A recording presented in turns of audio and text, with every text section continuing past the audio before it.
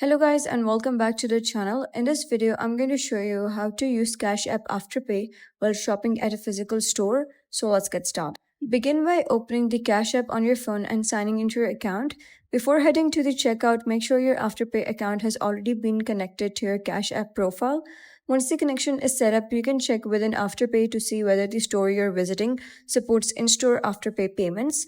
And when you're ready to make your purchase, launch the Afterpay application and go to the in-store payment section. Next, generate a one-time payment code or barcode. This is the code that will be used during checkout and can be scanned or entered by a cashier.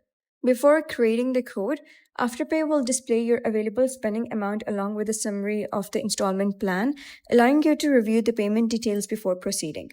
Once the code is generated, present it at checkout to complete your purchase.